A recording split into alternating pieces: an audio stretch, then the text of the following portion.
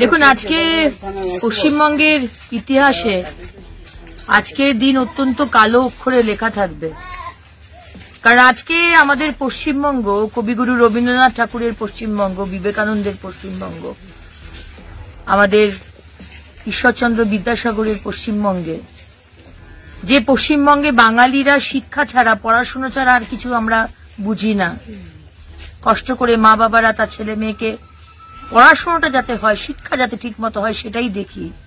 আজকে সেই পশ্চিমবঙ্গে 25,000 চাকরি আজকে বাতিল হয়ে গেল। অনারেবল সুপ্রিম কোর্ট, অনারেবল হাইকোর্টের যে রায় ছিল সেটাকেই বহাল রাখলো এবং 25,000 চাকরি আজকে বাতিল করা হলো। এর দায় মুখ্যমন্ত্রী মমতা বন্দ্যোপাধ্যায় আপনাকে নিতে হবে। কারণ এই যে দুর্নীতিগ্রস্ত যে সিস্টেম আপনি তৈরি করেছেন, যতই আপনি বলেন যে পার্থ চট্টোপাধ্যায় আপনার পার্টির সেকেন্ড ইন কমান্ড, প্রাক্তন শিক্ষামন্ত্রী, তিনি নাকি চুরি করেছেন, এটা সম্ভব নয়। আপনি জানতেন না কোটি কোটি টাকার আজকে শিক্ষা এবং শিক্ষার বাইরে যাদের চাকরি হয়েছে 2016 সালে, যে চাকরি বাতিল করা হলো, আপনি জানতেন। এটা যৌথ ডিসিশন, ক্যাবিনেটের ডিসিশন। ক্যাবিনেট এই যে ডিসিশন গুলো ক্যাবিনেট জানে না, আপনি জানেন না, এটা হতে পারে না। আপনি সুপার নিউমেরিক পদ ক্রিয়েট করেছিলেন। আজকে যারা সাদা খাতা, যারা পড়াশুনো না করে শুধু আপনাকে আর আপনার পার্টিকে ঘুষ দিয়ে যারা চাকরি পেয়েছে, সাদা খাতা জমা দিয়ে, তাদেরকে বাঁচাবার জন্য আপনি সুপার নিউমেরিক পদ ক্রিয়েট করেছেন। আপনাকে জবাব দিতে হবে। আজকে যারা দুর্নীতি করে, যারা ঘুষ দিয়ে, পড়াশুনো না করে, সাদা খাতা জমা দিয়ে চাকরি পেলেন, আপনাদের তো দোষ আছেই, কারণ আপনারা ঘুষ দিয়েছেন।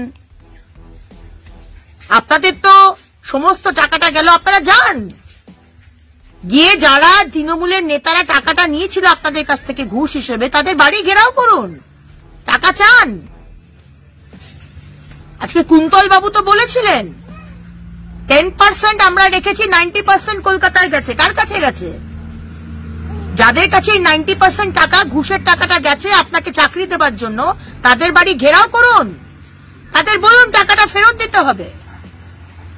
আর যারা যোগ্য, যারা পড়াশুনো করে, যারা এই চাকরিটা পেয়েছিল, আমি তাদেরকে হাত জোর করে বলি, কোনো হঠকারিতা করে ডিসিশন নেবেন না, ধৈর্য রাখুন।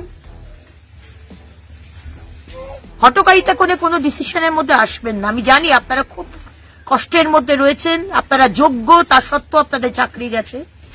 কিন্তু আপনাকে বারবার দিদিভাই হিসেবে আমি আপনাদের বলবো যে হঠকারিতা করে কোন রকম ডিসিশন আসবেন না।